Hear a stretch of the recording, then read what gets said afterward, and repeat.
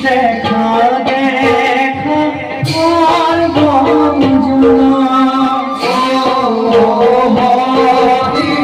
ভিডিঅ'টো কৰ হয় বাৰু আপোনালোকে কমেণ্ট কৰি জনাবচোন। 5 পাণ্ডৱ আৰু শ্ৰীকৃষ্ণৰ এটি মানে ধৰক কুৰুক্ষেত্ৰৰ ৰণ শেষ হোৱাৰ পাছত এটা ভিডিঅ' তেওঁলোকে যিহেতু প্ৰস্থান কৰিছে আৰু সেই ভিডিঅ' বৰ ধুনীয়া, গায়নজনৰ কণ্ঠ বিৰাট ধুনীয়া আৰু শ্ৰীকৃষ্ণৰ লয়লাস দিছেনে আৰু বাকী 5 মানো ধুনীয়া লাগিছে। মানে মই ভিডিঅ'টো খুব ভাল লাগিছে, সেইকাৰণে শ্বেয়াৰ কৰিছোঁ।